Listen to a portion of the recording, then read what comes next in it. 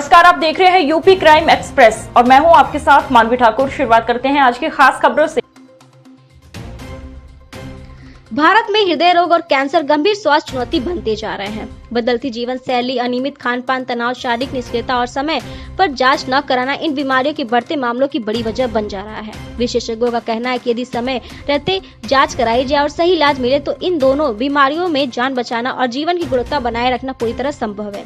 Medanta hospital के associated director interventional cardiology doctor Avnish Kumar Singh ने बताया कि आज कम उम्र के लोगों को भी हृदय रोगों की चपेट में आ रहे हैं। उन्होंने कहा, हाई ब्लड प्रेशर, मधुमेह, मोटापा और धूम्रपान दिल की बीमारियों का खतरा तेजी से बढ़ता जा रहा है। हृदय रोग अक्सर धीरे धीरे बढ़ते हैं, इसलिए नियमित जांच और समय पर इलाज बेहद जरूरी है। उन्होंने बताया कि आधुनिक इंटरवेंशनल तकनीकों से अब एंजियोग्राफी, एंजियोप्लास्टिक, पेसमेकर, एब्लेशन और हार्ट फेलियर जैसी स्थितियों का इलाज पहले ज्यादा सुरक्षित और प्रभावी हो गया है। वहीं मेदांता हॉस्पिटल के डायरेक्टर एडिशियन cardiology cancer care doctor Mohammad Suhaib ने कहा कि बदलती जीवन शैली के कारण कैंसर के मामलों में भी लगातार वृद्धि हो रही है। उन्होंने बताया कि ब्रेस्ट, सर्वाइकल, प्रोस्टेट और कोलन कैंसर जैसे कई कैंसर नियमित स्क्रीन से शुरुआती अवस्था में पकड़े जा सकते हैं। 40 वर्ष की उम्र के बाद नियमित हेल्थ चेक अब बेहद जरूरी है। डॉक्टर सुबेद ने बताया कि IMRT, IGRT और रेडियोथेरेपी जैसी आधुनिक तकनीकों से कैंसर का इलाज अब ज्यादा सटीक, सुरक्षित और कम साइड इफेक्ट के साथ संभव हो पाया है। उन्होंने कहा कि इलाज के बाद फॉलोअप, मानसिक स्वास्थ्य, संतुलित आहार और नियमित व्यायाम मरीजों को फिर से सामान्य और सक्रिय जीवन की ओर लौटने में मदद करते हैं। दोनों विशेषज्ञों ने कहा कि हृदय रोग और कैंसर से डरने की जरूरत नहीं है, बल्कि सही जानकारी समय पर जांच और जागरूक बनाती है। वेदांता हॉस्पिटल की कार्डियोलॉजी और कैंसर केयर को लेकर गोंडा में लोगों को जागरूक किया। इसके साथ ही आम लोगों से अपील की गई कि वे लक्षणों को नजरअंदाज न करें, क्योंकि समय पर उठाया गया कदम जीवन बचा सकता है। क्योंकि जो साइंटिफिक डेटा है, मैं डेटा की बात कर रहा हूँ, वही कहता है कि अप्रॉक्सीमेटली 65% यानी कि 2/3 कैंसर सिर्फ और सिर्फ इन्वायरमेंटल रिस्क फैक्टर की वजह से होते हैं। मतलब अगर हमारा इन्वायरमेंट बिल्कुल सुरक्षित हो, एकदम जैसे नेचुरल है, तो शायद कैंसर का 2/3 कैंसर ना हो। हालांकि ये संभव नहीं है कि एकदम सब कुछ बदल दिया जाए और एकदम बिल्कुल स्वर्ग हो जाए।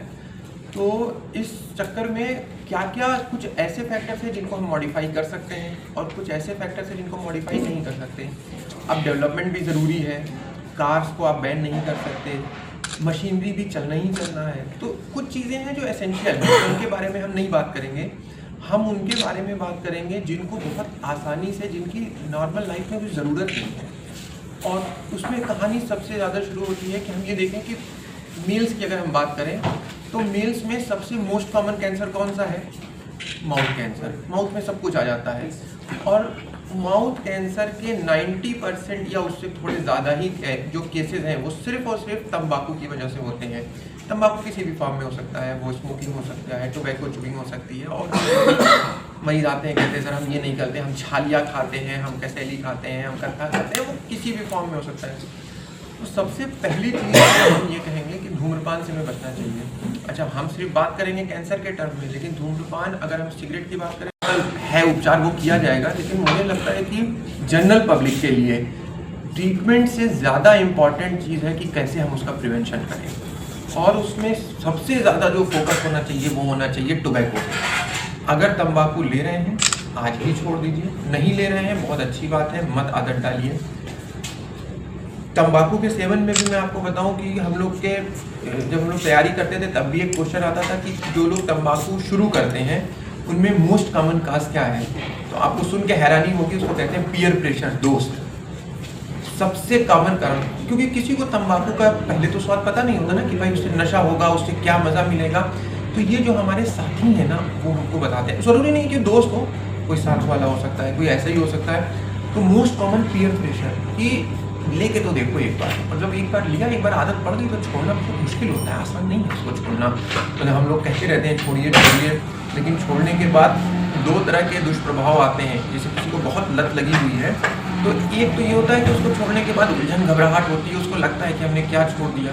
साइकोलॉजिकल होता है, दूसरा वाकई उसके शरीर पे असर होता है, उसकी बॉडी के जो डिफरेंट ऑर्गन्स हैं वो उतना कैफीन निकोटीन के लिए वो उतना हैबिचुअल हो जाते हैं, वो ना मिलने पे उनको एक को लगता है कि मुझे घबराहट हो रही है, और एक लोगों को मतलब एक होता है तलब हो रही है, और एक होता है कि वाकई अगर वो नहीं लेंगे तो घबराहट होना, एंजाइटी होना, पसीने आना, तो दो तरह के होते हैं।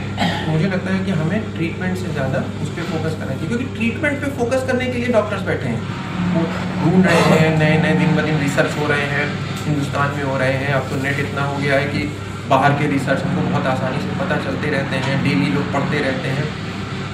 जनरल पब्लिक के लिए जो आप कर सकते हैं वो ये कर सकते हैं कि हम प्रिवेंशन पे ध्यान दें।